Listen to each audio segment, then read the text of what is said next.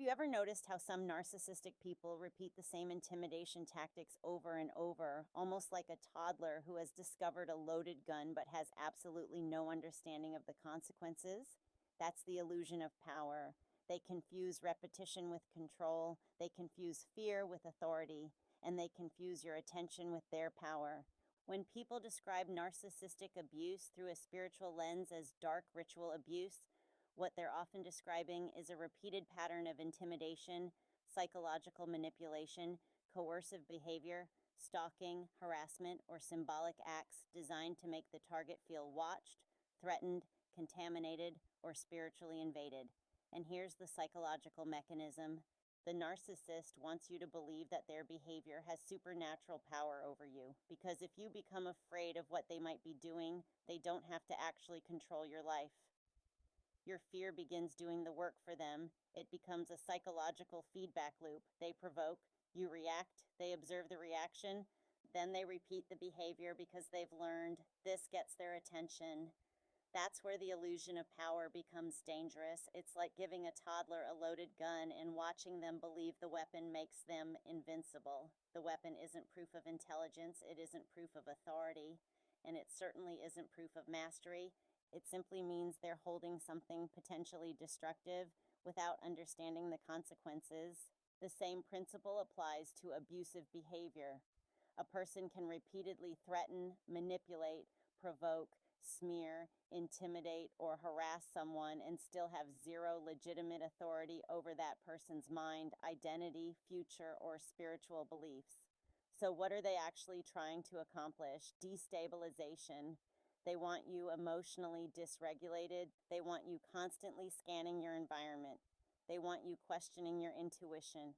They want you obsessively decoding every coincidence. They want you spending your entire day trying to figure out, what are they doing? Why did they do that? What does that mean? And suddenly, the abuser has become the center of your world. That's the trap. The chosen one doesn't defeat that dynamic by becoming more obsessed with the narcissist. They defeat it by removing the narcissist from the center of their attention. And this is where spiritual sovereignty becomes practical. You don't have to fight every perceived attack. You don't have to decode every symbol. You don't have to prove every suspicion. You don't have to participate in somebody else's psychological theater. Instead, document concrete behavior. Save threatening messages. Record dates, times, witnesses, and objectively observable incidents. Secure your accounts. Use strong, unique passwords and multi-factor authentication. Keep your loved ones informed about legitimate safety concerns without spreading unverified conclusions. And if there is an actual threat of violence, stalking, property damage, or harassment, involve appropriate authorities or qualified professionals. Most importantly, protect your nervous system, sleep, eat, exercise, stay connected to people you trust, create boundaries, stop feeding provocations, and don't let somebody else's alleged spiritual warfare convince you that you are powerless in the physical world. Because here's the part they don't want you to understand. Your attention is not automatically theirs.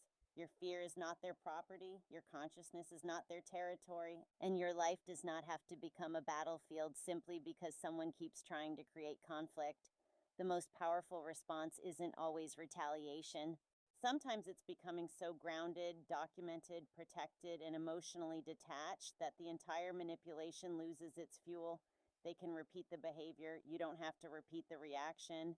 That's when the illusion of power begins to collapse. If you've ever realized that someone's greatest weapon was getting you to constantly think about them, comment, "I take my power back," then share this with someone who needs the reminder. Your attention is sacred. Spend it accordingly.